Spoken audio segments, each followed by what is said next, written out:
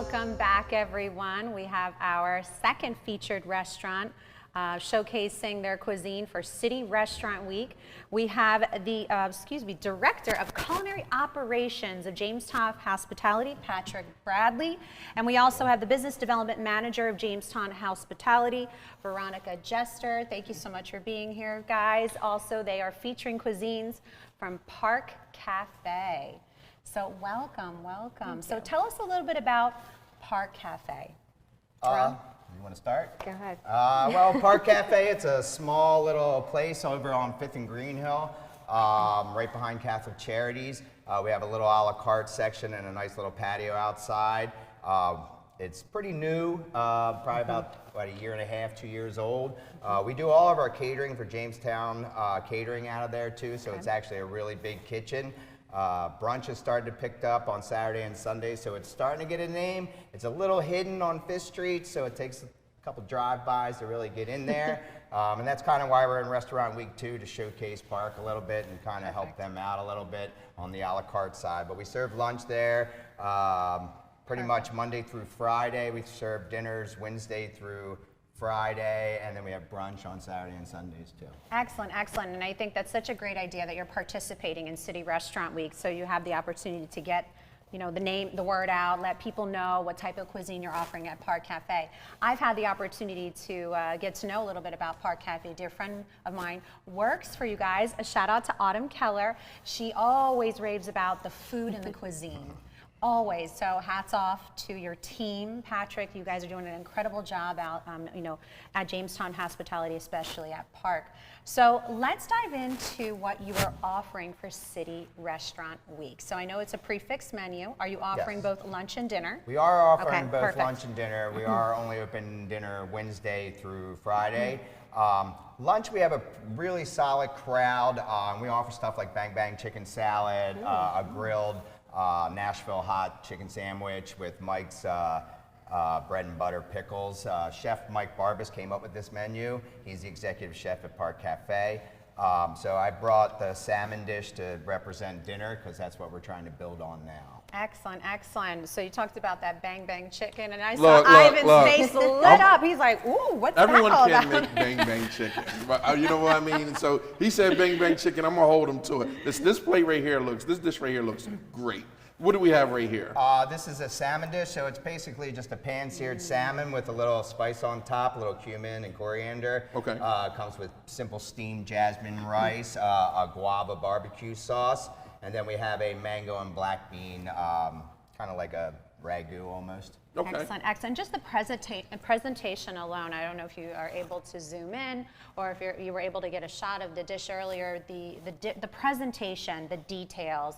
I have such an appreciation for all the details of plating food. And mind you, this food was plated here on set on Good Morning Wilmington, not in the kitchen, right? So you had to figure out a way to make it work, and that just shows true talent right there, Patrick. So it's all about while you figure out how to make it work, right? You unravel. Okay. I guess we're trying, right? We're tasting it out. Now, are there other offerings other than what you're offering for City Restaurant Week that we should maybe take a look at on the menu?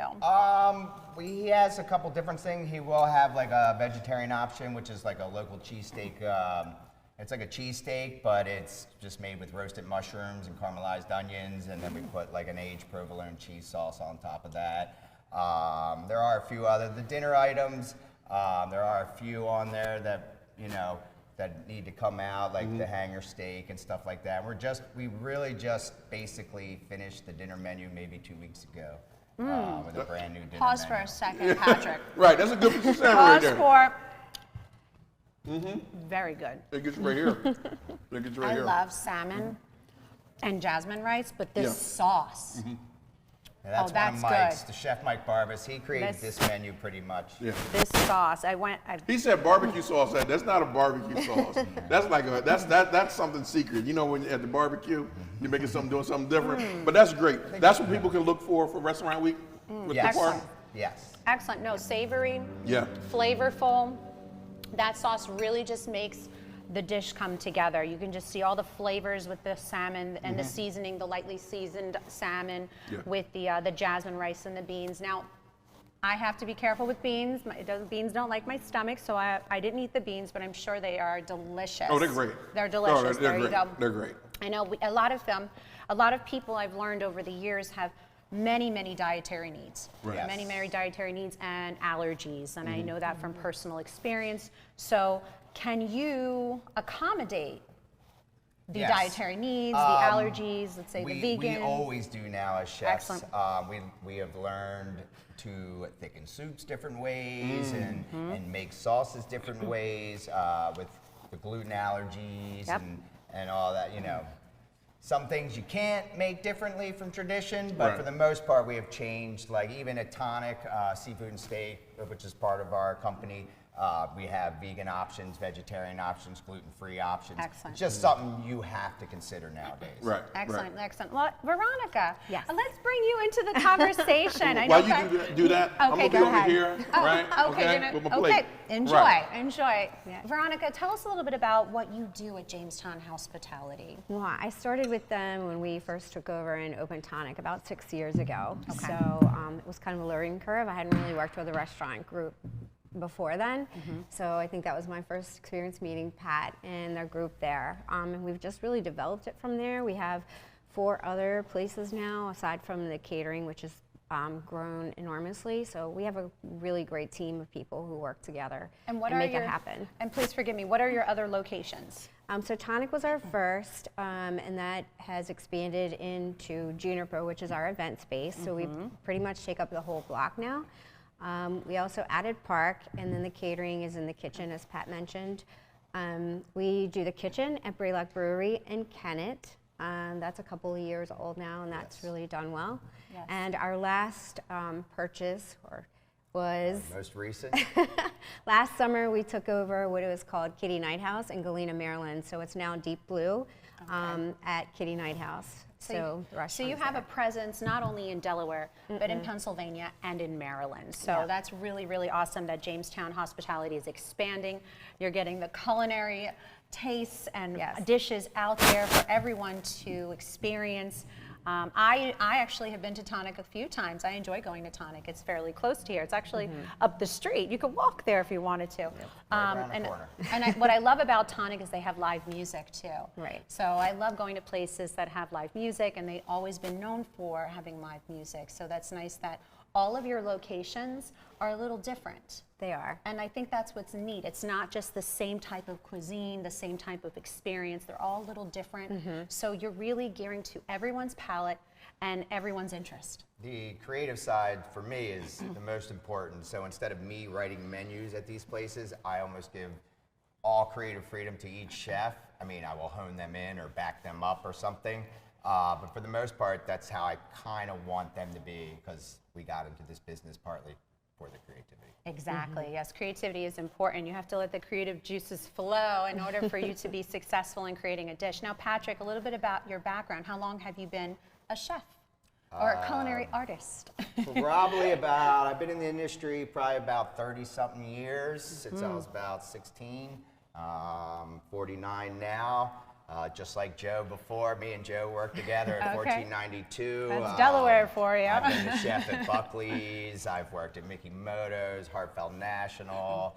I started right here. I grew up in the flats down on Union Street, so I started at like DiNardo's Crab House back on 4th and Lincoln.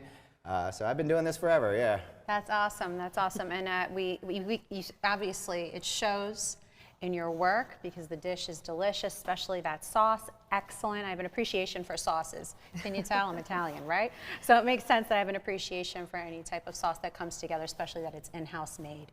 Now, do you enjoy making in-house items, for example, like sauces? I try to make almost everything Everything. in-house. I have Excellent. a plan, a vision to end up making even down to the hamburger buns and everything. Excellent. Like, I would like everything made from scratch. Yes, and I understand the work and effort and time that goes into making everything from scratch. We make our bread at V&M Bistro in-house every single day, and it is a lot of work. It is a lot of work, a lot of manpower, and a lot of hours. So the fact that your goal is to get there, I believe you will get there. But the fact that you make all of your items fresh in-house, I'm sure that you take great pride on fresh ingredients, quality ingredients, which you can taste in your dish. I just think it's a must. Yes, absolutely. And I emphasize that all the time. When I go out to restaurants, you can just tell when the item is freshly made. When you can tell the ingredients are quality ingredients. And I know for a fact you offer that at Park Café.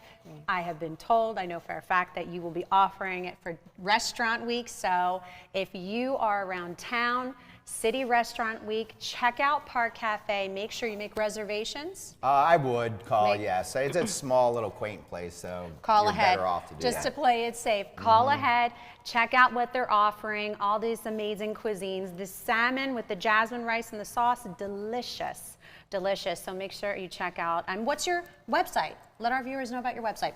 www.parkcafede.com. And we have a great little patio. It's a hidden gem. So Perfect. You can So enjoy out you can there. sit outside and dine. Perfect. All right, folks. Well, thank you so much. Thank you. Lots of luck. I hope you're super, super busy and you're turning away people at the door. Such a good problem.